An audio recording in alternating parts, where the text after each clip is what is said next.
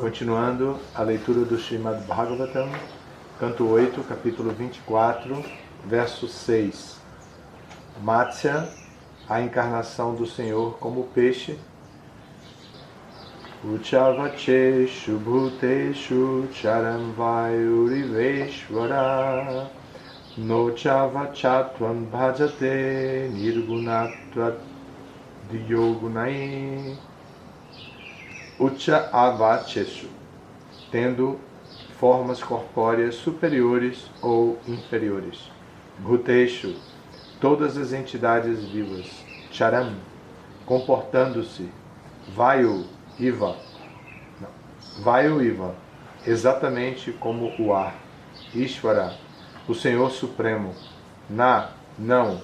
Ucha avachatvam, a qualidade inerente aos graus de vida superior e inferior. Bhajate, aceita. Nirgunatvat, porque é transcendental, acima de todas as qualidades materiais. Dhiya, em geral. Gunai, pelos modos da natureza material. A tradução é a seguinte: como o ar que passa por diferentes espécies de atmosfera, a Suprema Personalidade de Deus, embora aparecendo às vezes como um ser humano e outras vezes como um simples animal, sempre é transcendental, porque ele está acima dos modos da natureza material. Ele não é afetado pelas formas superiores ou inferiores. A Suprema Personalidade de Deus, esse é o significado por sua divina graça, Srila Prabhupada. A Suprema Personalidade de Deus é o amo da natureza material. Mayadhyakshena prakriti suyate sacharacharam.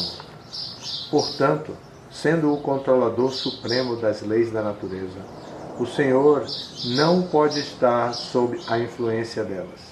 A este respeito, dá-se o exemplo de que, embora o vento sopre em muitos lugares, o ar não é afetado pelas qualidades desses lugares. Embora às vezes carregue o odor de um lugar sujo, o ar nada tem a ver com tal lugar.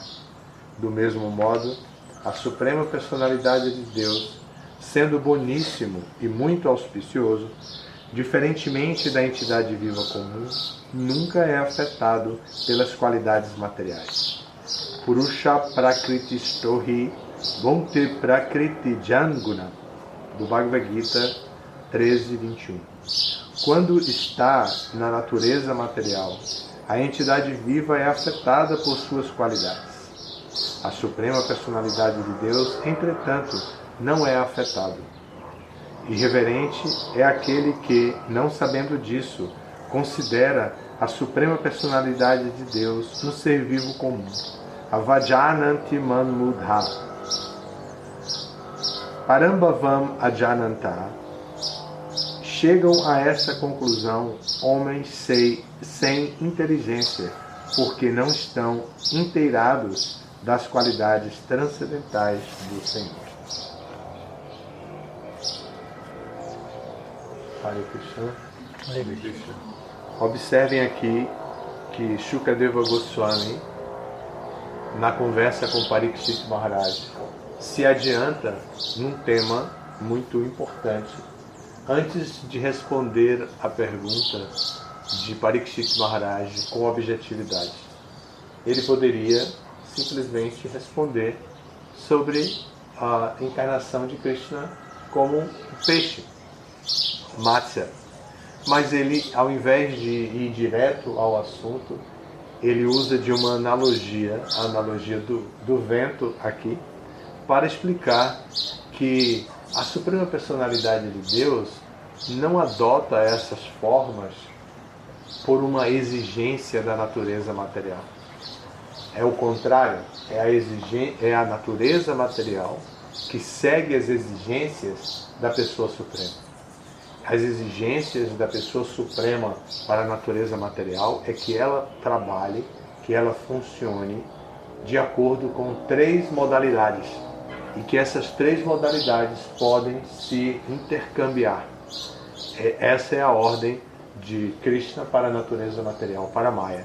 Então, isso aí para Maya, para a natureza material, para Kriti, é suficiente para ela poder trabalhar com toda a variedade de opções que nós enxergamos e muitas daquelas que nós sequer enxergamos.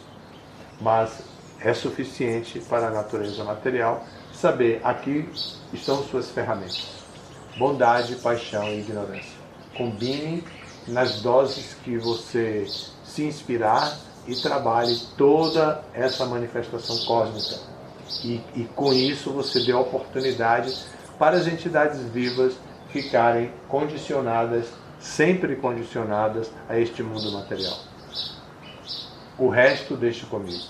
Essa é a mensagem de Krishna para a sua energia externa.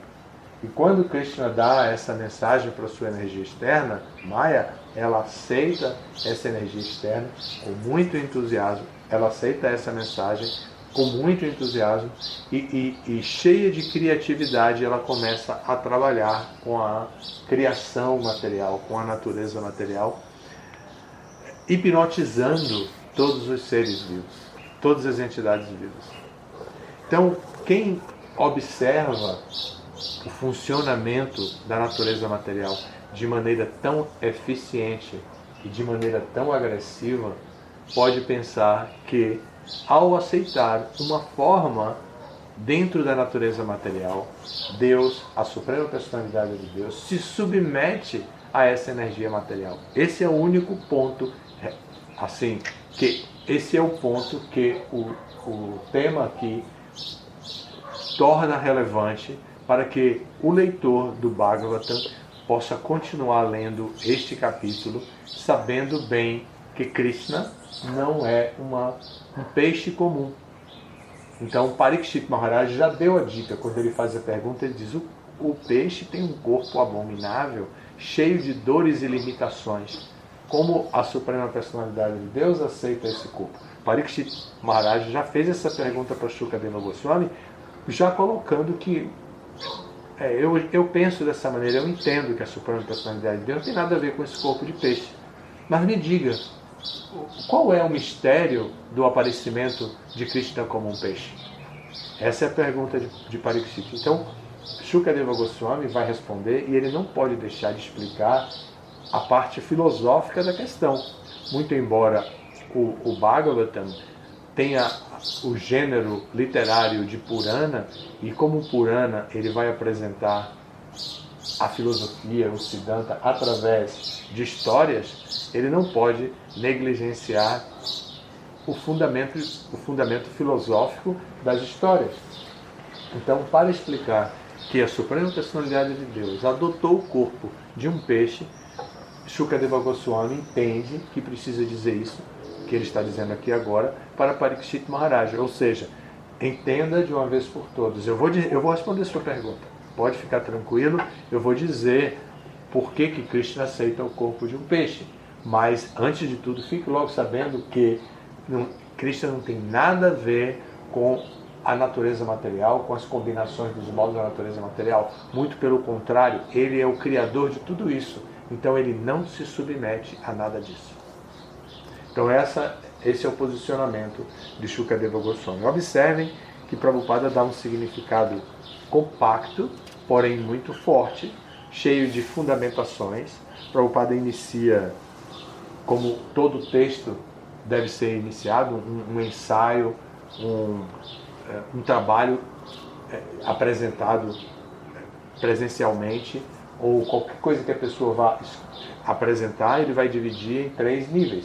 Introdução, o próprio desenvolvimento do texto para poder apresentar a linha de raciocínio que ele quer, e no final a conclusão.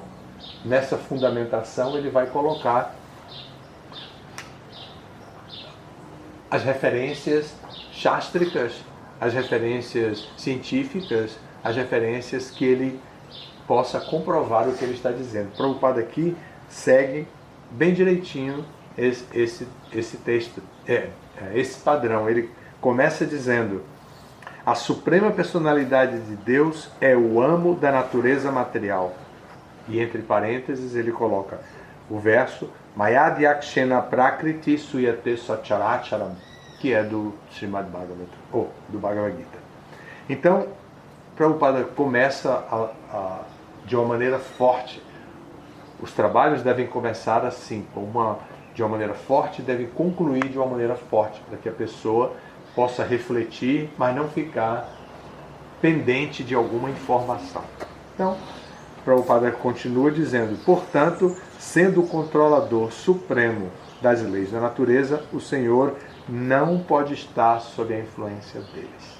Então, essa é a introdução de Prabhupada para o texto, para poder explicar a analogia que foi apresentada por Shukadeva Goswami, dizendo que da mesma forma que o ar passa por diferentes espécies da atmosfera, a suprema personalidade de Deus às vezes aparece como um ser humano, às vezes aparece como um animal, porém, apesar disso, ele é sempre transcendental. Mesmo quando ele aparece como um ser humano, como a gente tem a capacidade de identificar, mesmo quando ele aparece como um ser humano, e Krishna apareceu como um ser humano, aparentemente humano, em Vrindavana. E quando ele apareceu com a sua forma original em Vrindavana, que é semelhante a um ser humano, algumas pessoas pensavam que ele era um ser humano comum. Porém, mesmo uma personalidade demoníaca como Putana, ao ver Krishna na forma de um ser humano, como um bebê, ela olhou para ele e ela identificou: essa criança, na verdade, pode destruir todo o universo. Eu estou com essa criança aqui no meu colo e ele vai mamar no meu peito. Eu devo fazer isso o quanto antes, porque se eu não o matar, ele pode matar e destruir todo o universo, porque ele é extremamente poderoso. E ela olha para ele dessa maneira e coloca no peito. E quando ela coloca no peito, ele mama. Ele mama e tira o leite, tira tudo que tem lá, inclusive o ar vital. E ela, que estava disfarçada de uma mulher muito gentil, muito bonita, que chegou até a porta da casa de Yashoda, e naquele momento era comum que as mulheres, as mães, deixassem seu bebê mamar no peito de uma outra mulher, especialmente se a mulher era bonita, porque dizia que se ele mamasse no peito de uma mulher bonita, o bebê ficaria bonito também quando crescesse, porque quando nasce é feio. Krishna não, Krishna já nasceu bonito, com sua carinha redonda e seus olhos oblíquos e tudo mais, mas em geral os meninos nascem, como se diz, com cara de joelho, né? Enrugado assim. Então, mas quando aquela mulher bonita apareceu e convenceu Mãe Yashoda, que estava totalmente transcendental, feliz com aquele bebê recém-nascido na casa dela, ela não podia ver maldade assim facilmente em ninguém. Então ela não desconfiou, ela investiu confiança naquela personalidade que chegou ali. E o que aconteceu? Krishna destruiu o plano demoníaco de Kamsa, enviando Putana para destruí-lo, e pelo contrário, ela foi destruída. Este é um exemplo que comprova a natureza, a superioridade de Krishna sobre a natureza material. E assim, o verso continua, o significado continua. Prabhupada volta para a analogia, falando do vento, e para poder dizer que o exemplo de Shukadeva Goswami do vento é muito adequado, porque o vento pode até assumir os odores dos lugares sujos, porém ele não tem nada a ver com a sujeira do lugar. Então isso Prabhupada vai continuando. Depois Prabhupada cita o capítulo 13 do Bhagavad Gita, o verso 21, Purusha Prakritistohi, e esse verso. E então Prabhupada vai concluir dizendo que, citando já o verso Avajananti man mudha manusintanmashrita, que é um verso do Bhagavad Gita onde diz que as pessoas comuns, manushin, e que são tolas, veem Krishna como uma pessoa comum, manushin. Mas eles não conhecem Parambhavam Ajananto, eles não conhecem Parambhavam, a minha natureza suprema, sobre tudo que existe. Por isso eles são chamados de mudhas, são chamados de tolos, porque eles não são capazes de reconhecer a minha natureza superior a tudo que existe. Esse verso é muito importante no cultivo de Shraddha, nossa fé, porque nós sempre estamos colocados em situações de perplexidade, de dificuldade, mesmo quando praticamos serviço devocional.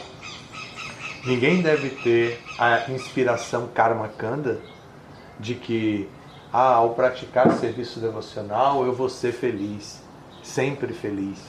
O Prabhupada disse, cante Hare Krishna e seja feliz. Então, é assim, a felicidade é um objetivo. A felicidade não é um objetivo para os bhaktas. A felicidade é objetivo, sim, para os karmis. Não é um objetivo para os bhaktas. Então, ainda assim, nós podemos pensar que só pela prática do serviço devocional seremos felizes e não teremos momentos infelizes. A segunda parte não é verdadeira. Nós seremos felizes sempre pelo serviço devocional se nós continuarmos sempre identificados com a nossa natureza espiritual eterna, como almas espirituais. Mas todas as vezes que nós caímos um pouquinho dessa concepção e formos para a plataforma corpórea, nós nos arriscamos a sofrer os ditames da natureza material, que são superiores à nossa própria natureza como corpo material. Então ela vai castigar, e quando ela castigar, a gente vai se ressentir, e quando a gente se ressentir, pode perder a felicidade. Então, o Bhakta, ele é sempre feliz porque ele está identificado com a sua natureza espiritual e aceitando Krishna como a pessoa suprema. Ao aceitar Krishna como Parambhavam, a sua superioridade sobre toda a natureza material, se nós aceitamos Krishna dessa maneira, aí sim nós podemos ser sempre felizes, ainda que tenhamos algum tipo de problema dentro da existência material.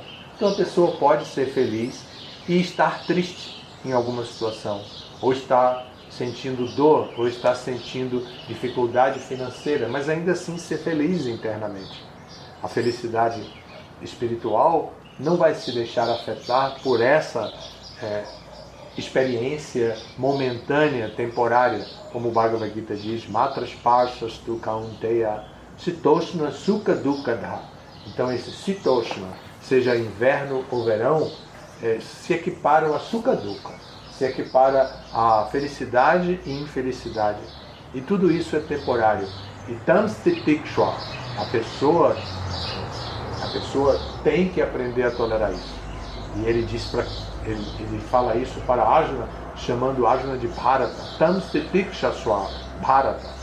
Ele diz, então Bharata, você que é o descendente da dinastia de Bharata, você que descende do rei Bharata, você que é um Bharata, fica ligado, fique sabendo que a pessoa que tem que aprender a tolerar. Aprender a tolerar Sukha, a felicidade. Aprender a tolerar Dukkha, a infelicidade. Da mesma forma que quando chega o inverno, a gente se agasalha, quando chega o verão, a gente tira os agasalhos. Da mesma forma, a pessoa tem que se adaptar, tem que aprender a tolerar Sukha Dukkha, felicidade e infelicidade. Esse é o nível de felicidade do Vaishnava, de Bhakti. Esse que é a austeridade de saber como tolerar, tornar-se um titiksha, aquele que